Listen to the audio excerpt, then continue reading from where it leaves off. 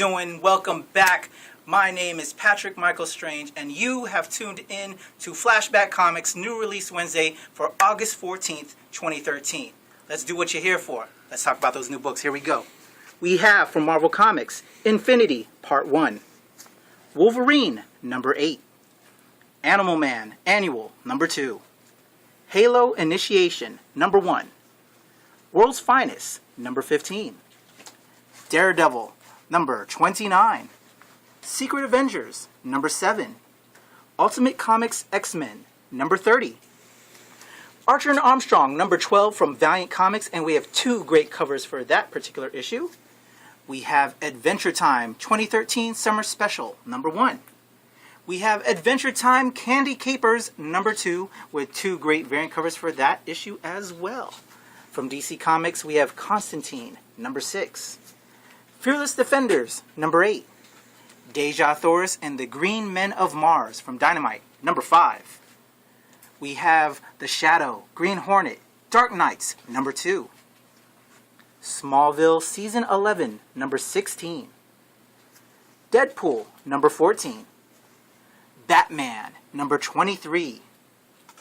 Superior Spider-Man Team Up, number 1 of the part 1 of the sibling rivalry storyline, and right next to it we have Scarlet Spider issue number 20, which is part 2. So that's Scarlet Spider number 20 and Superior Spider-Man Team Up number 2 from Marvel Comics. Check it out. Fantastic Four number 11. Six Gun Gorilla number 3 from Boom. Uncanny X-Men number 10. Doomsday Point 1 number 4. Peter Panzerfaust, number 13. Steampunk Corsairs, number 1 from Antarctic Press. Harbinger, number 15. Wolverine and the X-Men, number 34. From Dynamite Entertainment, we have 3 amazing covers for Red Sonja, number 2, brought to you from Gail Simone and Walter Giovanni. I love those variant covers. Check them out. Moving on, we have Demon Knights, number 23 from DC. Suicide Squad, number 23. The True Lives of the Fabulous Killjoys, number 3. Harbinger, number 15. I think we had another Harbinger there. Yeah, we have 2 great variant covers for Harbinger, number 15. Check that out. Move that right along over there. From Zenescope, we have Grimm Fairy Tales Wonderland, number 13, with 2 great variant covers for that particular issue. From Dark Horse, we have number 0 of Resident Alien, The Suicide Blonde. Pretty sweet cover for that particular issue. From Image, we have Ghosted, number 2. Spawn, number 234, with an appearance by Haunt, which is covering the whole origin of the Spawn costume. That's part 2 of that particular storyline. And from Zenescope, we have 3 amazing great covers for Grimm Fairy Tales Demons the Unseen. Check that out. Love that. Back again, that's me. Letting you check back in. That's a pretty face. I know you want to see it one more time. But let's get back to the comics. Here we go. We have Batman Incorporated, number 13. Katana, number 7. Lost Vegas, number 4. Variant cover. Oh, and we have a great variant cover. I didn't even look. I was looking down. We have 2 great variant covers for Las Vegas. Pretty sweet. Love that action going on that. From DC Comics, we have Threshold Presents The Hunted, number 8. From Dynamite, we have Damsels, Mermaids, number 4. Superboy, number 23. Batman Arkham Unhinged, number 17. Vampirella Southern Gothic, number 1, and I have to say, as a cosplay fan, and y'all know I do that show, All My Friends Are Superheroes, that cosplayer right there gets a Alright, let's keep it moving. Star Trek number 24 from IDW. We have 2, actually, are we doing a, okay, here we go, gotta check with my cameraman. We have the X-Files Season 10 number 1 from IDW, and actually, I think this is a different issue. Number 3 subcover for the X-Files Season 10. We have number 1 and number 3 here going on. I think I'm a little confused here, but I think they just decided to do a reprint on that first issue for Season 10. So check that out. Some great covers here at Flashback. Moving on, we have from IDW, Half Past Danger number 4. On to Nightwing, number 23 from DC Comics. Django Unchained, number 6 from Vertigo. Star Wars, number 8. Saga, number 13. Love Saga. Check that book out. Buck Rogers, number 1. Buffy the Vampire Slayer, number 24. Great Pacific, number 9. Kaboom presents Mike Kunkel's Hero Bear and the Kid, The Inheritance, number 1. The Walking Dead, number 113 from Image and Skybound. Green Lantern Corps, number 23. Avengers Arena, number 13. G.I. Joe Special Missions, number 6. And we have 2 great Dreadnought covers for that from IDW. Breath of Bones, A Tale of the Golem, number 3 from Dark Horse. Uncanny X-Force, number 10. Astonishing X-Men, number 65. For Battlestar Galactica, issue number 3, we have 2 great variant covers. I love the whole take on Star Wars for this particular cover. Great stuff. Alex Ross did that one. Shout out to Alex Ross. Batman Lil Gotham, number 5 from DC. From Dark Horse, we have X, number 4. From Image Comics, we have Mind the Gap, number 12, and we have 2 great variant covers for that particular issue. East of West, I know you've been looking forward to this particular issue, number 5 for East of West from Image. Thor, God of Thunder, number 11, the conclusion to the God Bomb storyline. Check that out. For DC Comics, we have Batgirl, Wanted, Part 1, issue number 23. Pretty sweet cover for that issue. From IDW, Thunder Agents, number 1. Return of those great classic characters. And continuing on the Trinity War saga, I know you've been checking that out. This is part 4 of 6 of Trinity War. This is Justice League of America, number 7. And then the last of our new release books, we have Astro City, number 3 from Vertigo. Those are our new release single issue books. But for those who just pick up the trades, we got some great new trades in for you, some great graphic novels. Here we go. Got them for you right over here. Let's check it out. Here we go. Justice, from story written by Jim Kruger and Alex Ross, Doug Braithwaite. Check that out. I think that's Justice number 3. We have History of the DC Universe, Marv Wolfman, George Perez. We have a combination of DC Universe and Wildstorm, Jim Lee's former company before he became part of the fold at DC. A great graphic novel on that. I think that's just a standalone miniseries. Dream War. We have The Man of Bronze, Doc Savage, Steve Englehart, Ross Andrew, Tom Palmer. Let's see if that's anything spectacular. No, that's just a single standalone. Check that out. We have Captain Atom, Armageddon, brought to you by Will Pfeiffer, Giuseppe Camuncoli, and Sandra Hope. We have from Marvel, Captain Marvel, The Death of Captain Marvel. Great book if you haven't seen that. Brought to you by Starlin, Englehart, Munch, and Broderick. You've got to check that out. Supreme Power, Contact. Brought to you from JMS, J. Michael Straczynski, Gary Frank, and John Sabal.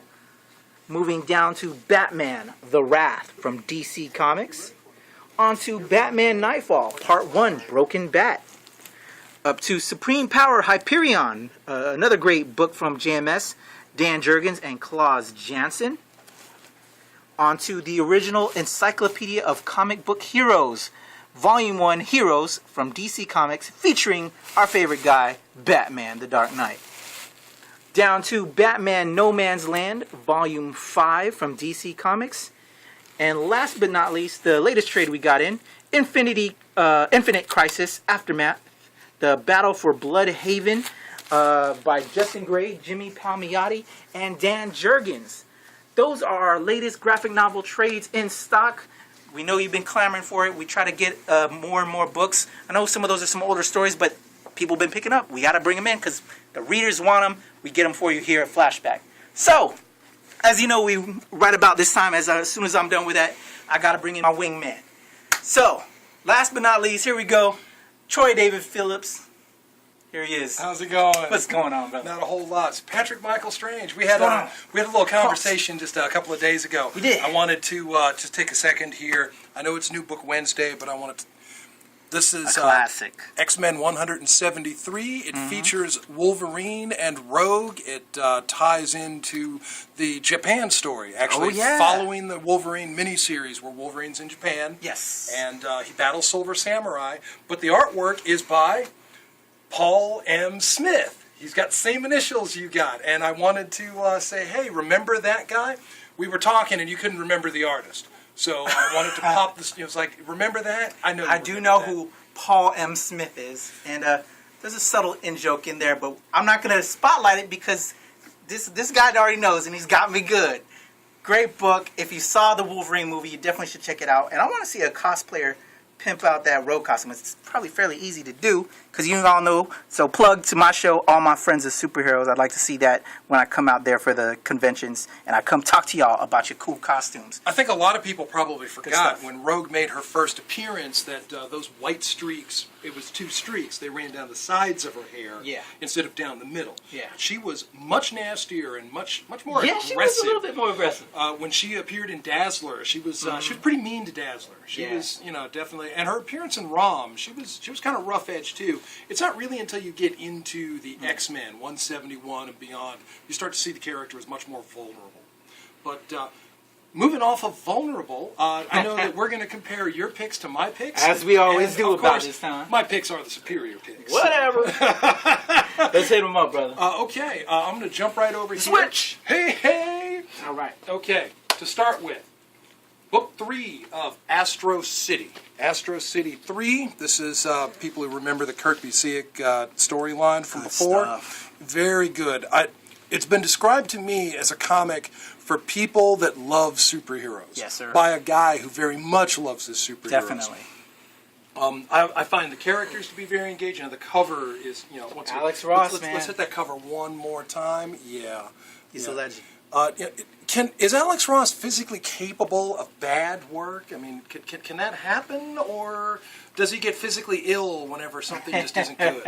I think that's kind of the case. He's a powerhouse. He definitely puts out some quality material. Yeah, I know. To have that much talent, I'm suspecting some kind of supernatural ritual on his part. There's like a little hex and just... Yeah, I think so. All that. I think so.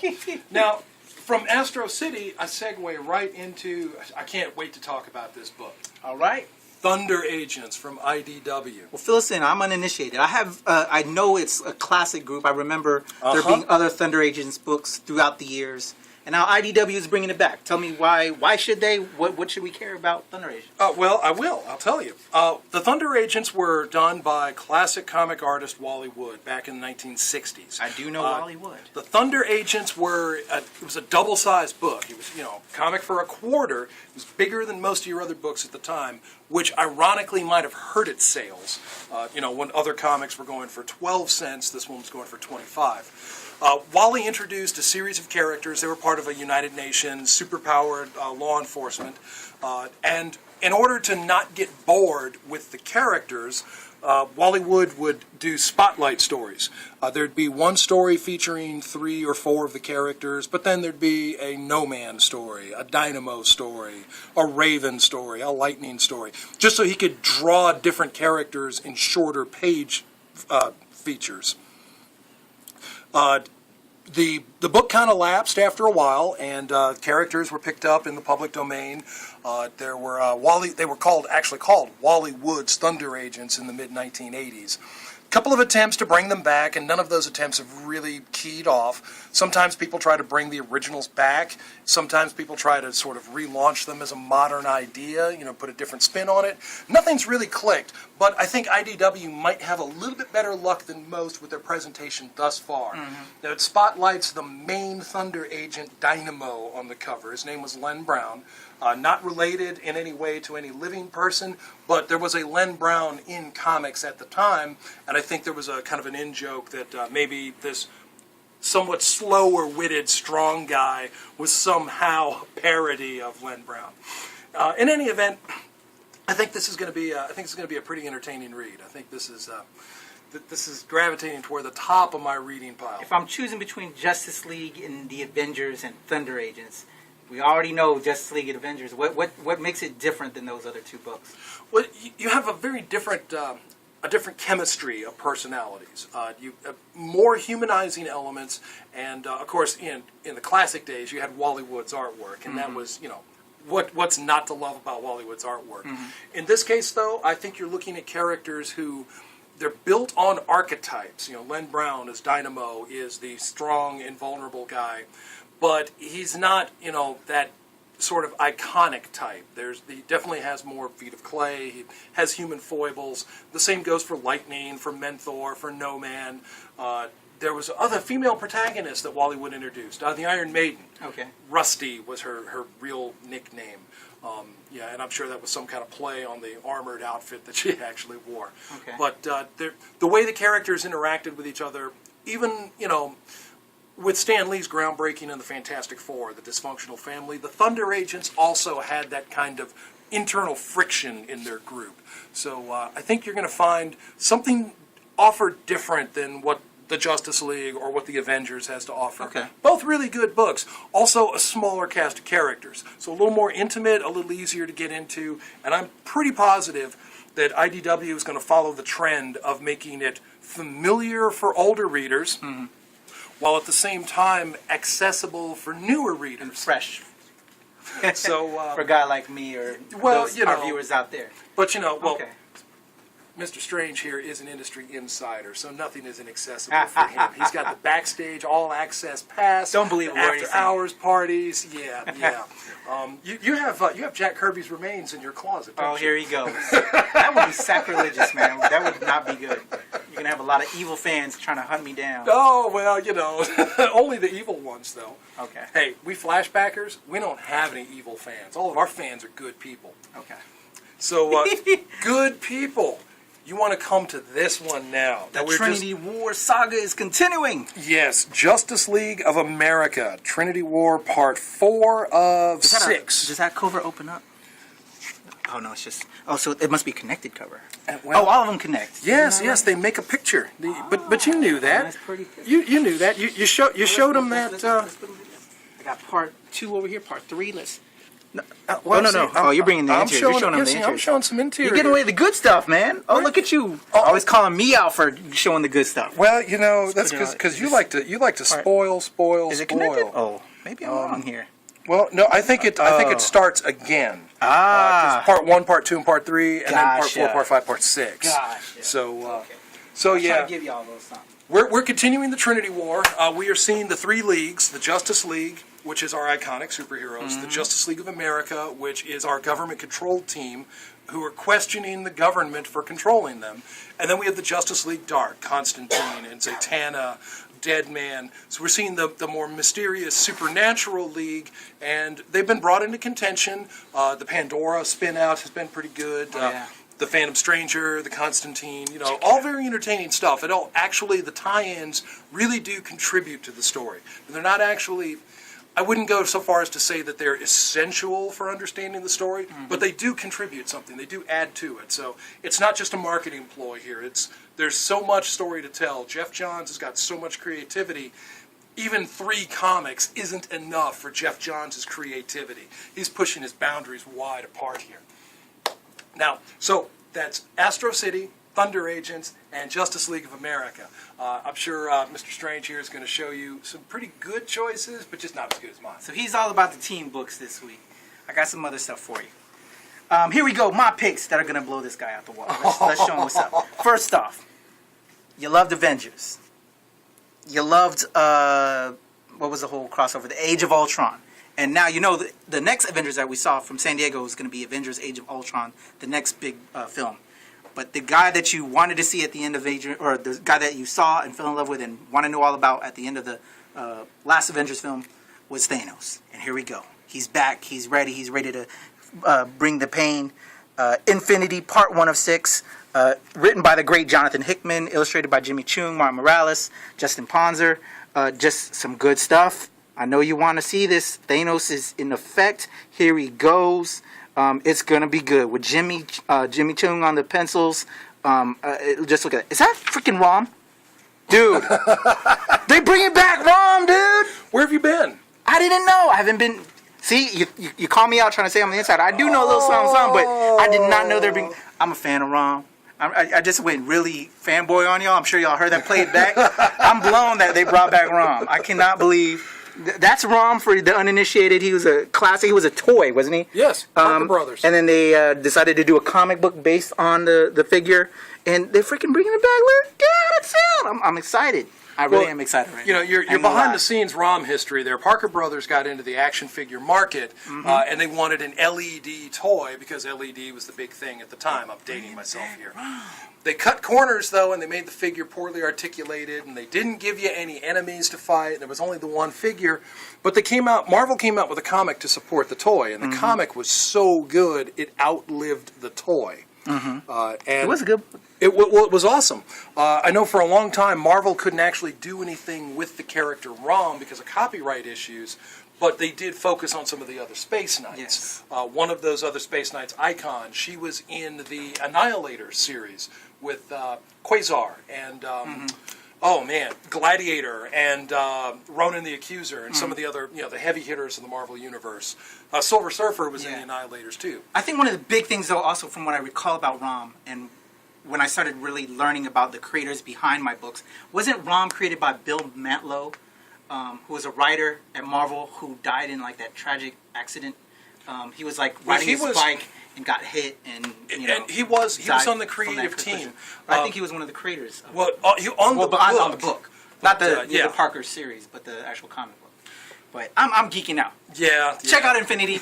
I think that pick alone tops all of his picks this week. Well, that's Infinity Part 1 by Hickman and Chung. You're going to want to check that out. My next pick I have is Wolverine number 8. This is starting the Killable storyline. This is Part 1. And need I say more? Black Panther, Storm, Wolverine. Wolverine's power, his healing factor. His healing factor was pulled away from him. And so it makes him a lot more mortal, and he's going against one of the baddest dudes in the Marvel Universe, my man Black Panther. And y'all know he used to be married to Storm, and now there's this whole thing, because there was that one particular issue where Wolverine was kissing up on Storm, so, there's like a whole little love triangle thing going on. You want to check that out. Kill Bill Part 1, brought to you from Cornell and Davis. And, Wolverine might be the best there is at what he does, but the Black Panther is not someone that I want to be on the bad side of. No, you don't. Especially now that he has his healing factor pulled away. Yeah. Woo, it's not going to be pretty. I'm excited about that. I'm looking at this and I'm thinking back to Contest of Champions. Contest of Champions number 2, which I think is actually the first place the Black Panther and Wolverine fight. And that fight ends kind of inconclusively. But maybe we'll see it here. We'll see what happens We'll there. go the distance. I see him pulling out his cards out there with his knowledge. Look at that man. All right, last but not least, for all my gamers out there, y'all know I love to game. Check me out on Xbox if you want to battle me. Patrick Strange, I'm ready to take you on. Halo 4 anytime. We have Halo Initiation number 1 from Dark Horse. It's the lead into Halo Spartan Assault. With this particular issue, what's awesome about this, not only when you buy this issue for yourself, you can also get a free digital copy from Dark Horse in there with a cool little coupon, much like Marvel and DC does with their books. But just check that out. Isn't that an amazing illustration of Master Chief? I'm digging it. And it has the Spartan in the background. That's pretty tight. Some good stuff. But if you're a fan of the game and you want to get a little bit more action when you're not playing it, when you're sitting on the John and you can't exactly bring your Xbox in there unless you're like Troy David Phillips and he has like a whole setup in his bathroom, you can read the book. And that's what I'm going to choose to do, unlike this guy. Check it out, Halo Initiation. I know you're going to love it. Some good stuff for all you gamers out there. Yeah, Patrick says, if you want to battle him, go ahead and throw down the challenge. But actually, I think it's a little known fact that his daughter actually does the playing for him. She's really, really good. Speaking of gaming tournaments, we have a Street Fighter tournament coming up here. Yes, at we Flashback, do, on August 17th. August 17th? August 17th, 8 p.m. Bring your game. I got PlayStation and Xbox. Okay. And it's going to be Street Fighter 4. Even bigger news. What's that? I was on the phone with my boy Craig. I'm so excited. I'm choked up. I can barely get the words out. He called me at 5:30 in the morning. I'm going to let you spill it. I got the tea, too. I drank the tea. Did you get... He called me at 5:30 in the morning. I'm like, Craig, really? My brother's sleeping right now. I actually didn't. I was like, oh, no. Yeah. Much love, Craig, but 5:30 in the morning, I'm not going to take it. Brian Buccellato. Yes, sir. Yes, so excited. So Brian B. and Kyle Higgins. Same place, same time. So, they're not really a secret identity. What's the exact date? It's this month, right?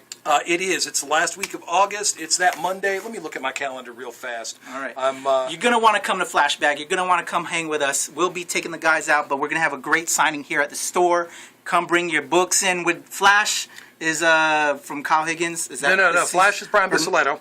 And Nightwing. Yeah, Nightwing and Kyle Batman Higgins. Incorporated is the book that Kyle's taken over, if I remember correctly. So that's the 26th and the 27th. 26th, 27th, you're going to want to join me and Troy David in meeting the guys, hanging out with us, getting your book signed. And when's the date of the tournament? That's the 17th. 17th. 17th, Saturday. If you beat him and tear him up, I might give a little prize for that. Oh, I would or you can love battle to. me. Yeah. You beat me, I'll give you a prize. Yeah. What you got? We're winding down. We got a lot more to go and get to. So before we go, as y'all know, I do a lot of the shows. I do a lot of conventions. And by having, I guess here he's going to go. I know he's going to rag on me on this one. I got a lot of industry friends. What can I say? All right, I got some industry friends. And I get a lot of great artwork from those guys. And so because I have so much stuff in my studio, I need to clear them out. So for all you fans out there that want to get some original artwork and your shop doesn't sell it, these guys are going to start selling some of my artwork. From Frankie B. Washington, I have this great Gamera piece.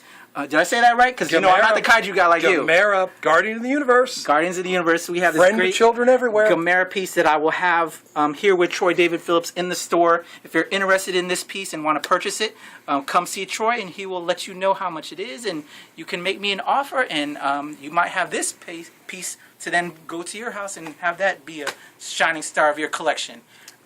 So stay tuned every week. I'm going to have some new artwork available here in the store for you guys because I got to clear it out. All right? Uh-huh. So, you ready to get to some comic reading? I'm ready, man. All right, well, you go ahead and read I got to read this Infinity, man. Yeah. I can't believe the Robin's back. Well, try to contain. All right. Let's give them Let's give them the spiel? Let's give them the spiel. Okay, you got to like us on Facebook. Like us on Facebook. You follow us on Twitter. Follow us on Twitter. Subscribe to us on YouTube. Subscribe on the YouTube. And comment. Please comment. Let us know if we're doing good, doing bad. I know bad, good. It's all good. We love you. We're out of here. Patrick Michael Strange. Troy David Phillips. And my man on camera, Mark Lutz. Yes, he. Shout out to my man, Mark Lutz. Thank you. He's our new regular cameraman. We got love for y'all. We'll see you next week.